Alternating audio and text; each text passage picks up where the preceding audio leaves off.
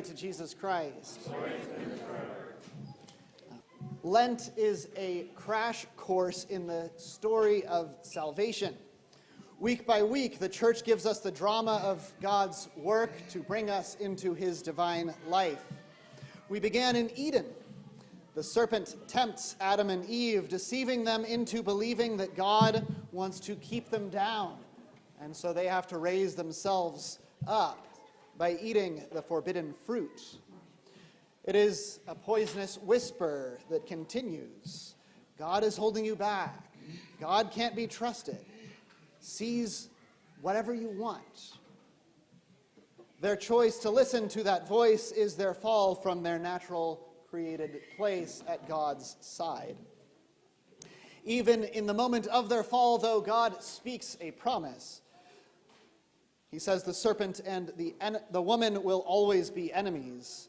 The serpent will strike at the heel of her descendant or her seed, but there will be a descendant, there will be a seed who comes and who is going to crush the head of that serpent.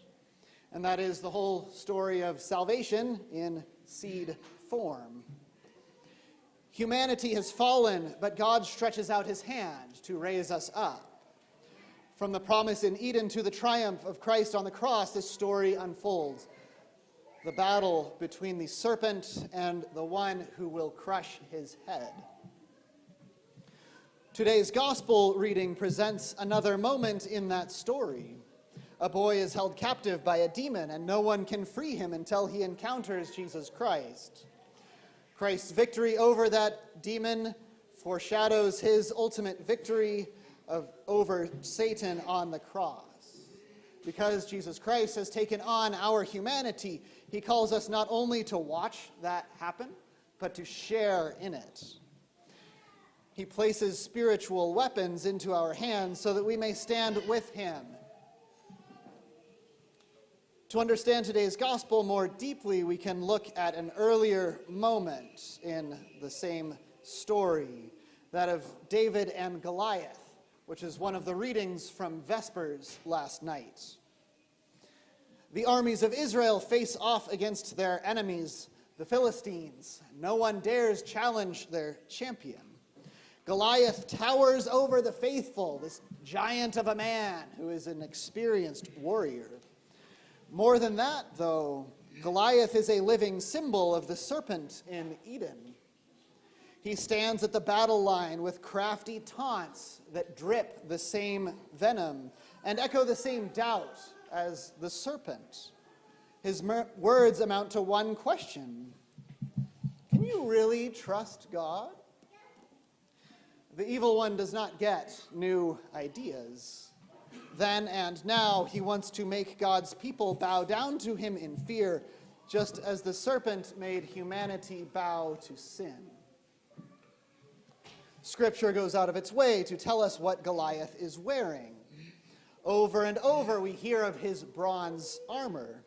He has a bronze breastplate, bronze weapons, a bronze helmet, a bronze undershirt, and the matching bronze iPhone. The Hebrew word for bronze is nechosht, and the Hebrew word for serpent is nachash. So if we were writing this in English, we would say he is wearing serpentine armor. He's ready to strike at David. He's using his slithering words to go after this descendant, this seed of Eve, the woman. But David refuses to fight on Goliath's terms. His rallying cry is a truth that shouts across the centuries. The battle is the Lord's.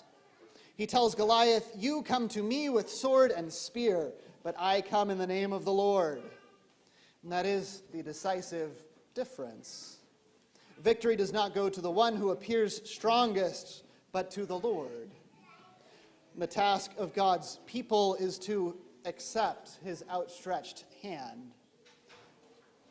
What I have to do is stop pretending things are all about me and start aligning myself under the story told by the God who is the mighty one.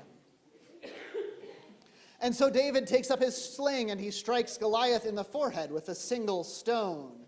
he crushes the head of this new serpent, as God had foretold. To ensure victory is complete, he chops off Goliath's head, foreshadowing Christ's ultimate victory over evil. And now we can turn to the gospel. A boy is held captive by an unclean spirit. The demon hurls him to the ground, making him writhe in the dust, just as the serpent was cursed to slither on the ground. The demon's goal is to deform the image of God in this child. This is what the devil is always up to. He cannot make anything new on his own, and so he does all he can to destroy what is good. And everyone seems powerless. The Father is desperate. The disciples are helpless. No one can stand against this force of evil until Jesus arrives. And just as David defeated Goliath with a single stone, Jesus Christ expels the demon with a single command. "Get out," he says, and the demon flees. At first, the boy looks dead, because the devil always leads us toward death. But Jesus takes the boy by the hand and raises him up. Where the devil seeks to cast us down, Christ raises us to new life. That is why one of the most important things we can do in the midst of our own struggles is simple. We cry out to Christ for his mercy. The Father in this story does exactly that. He brings his sufferings to the Lord and asks for help. Which reminds me, if you listen to the What God Is Not podcast, which you should, it's fantastic, you have heard Mother Natalia speak of this time of being away from the church for years and then returning to Christ. And what happened? She felt terrible. She felt like she wanted to be in the grave because she had been living a life that didn't match up with the gospel. And now she's come to Christ, she's professing the gospel, but all of her patterns of life had not changed yet. And so she just feels her weakness and she feels great sorrow. And glory to God that she shares this, because it can be encouragement to all of us. When we are changing, when we turn toward Christ, we can feel like we're just being cast down over and over again. We can feel like things are only getting worse. Well, part of what's happening is we see the light, and so we are more able to understand how we have been in darkness.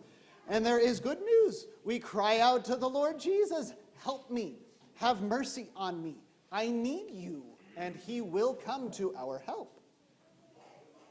Again and again in our own lives, we can discover the battle is won not by our own cleverness, not by our own strength, because the battle is the Lord's. Our task is to turn toward him and to allow him to lift us by the hand. If Christ's power is so great, why were the disciples unable to cast out the demon? How can I do better?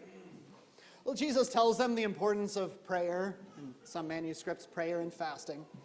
But there's something else they are missing. At the end of today's gospel, Jesus tells his disciples that he will suffer, that he will be crucified, and then rise. And their response to this is, "Huh? What?" They cannot understand that Christ's victory and their own only comes through the cross. We just had a whole week looking at the cross. We concluded last week's liturgy by bowing down to it. In the church and hopefully in our prayer corners at home, we've had the cross before our eyes all this week. And so we know what is coming in a way the disciples did not. We know the cross of Christ will be raised on Golgotha, the place of the skull.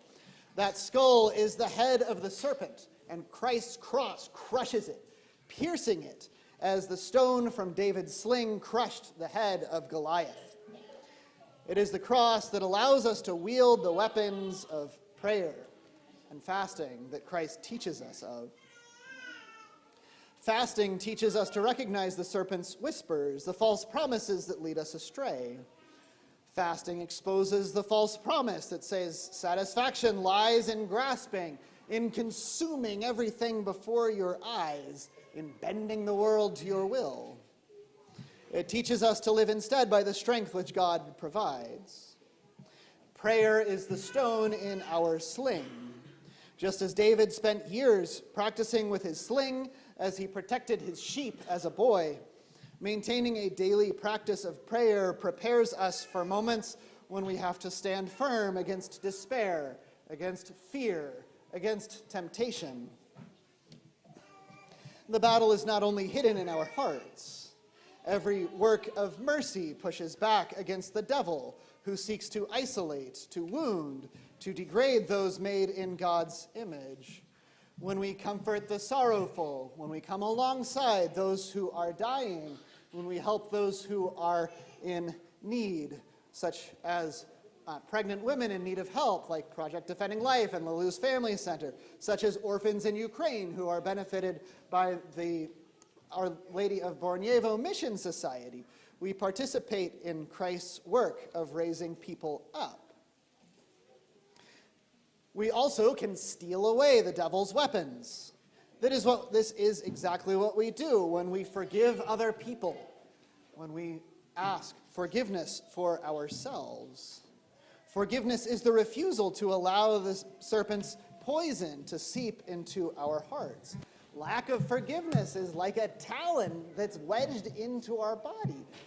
When we offer that forgiveness, the devil's claws cannot stick. Of course, none of us does all these things perfectly.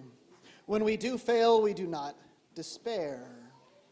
John Climacus was writing to monks, to people who left everything to become professional repenters.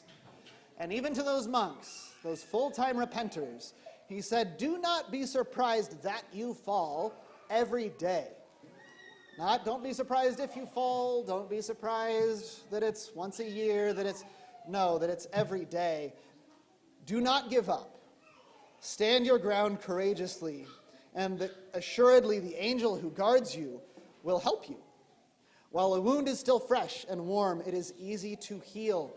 And so when you fall, turn immediately to Christ. Ask for him to reach out his hand to you. For with God all things are possible.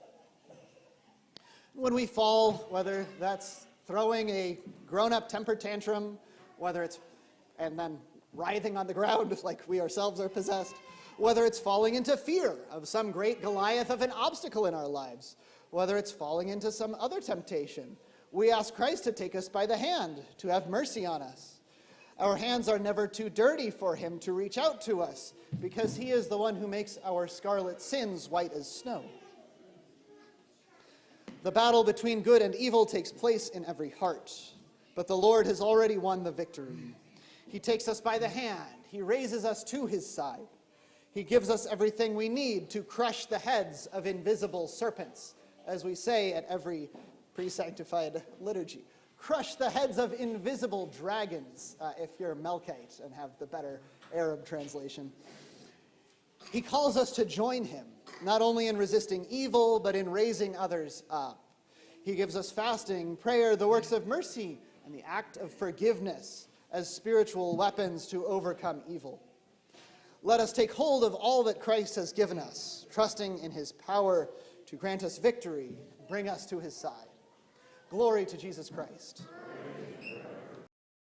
Hey, Sensus Fidelium fans, you want the news of the day. You want the issues of the day. You want the war in Iran. No, you don't want the war in Iran. But you want all of these things, and you want them sprinkled with a few drops of holy water with a Catholic perspective. I know where you can get it. The Mike Church Show. Weekday mornings, 6 to 9 a.m. See you there. Join the faithful and download the Sensus Fidelium app today.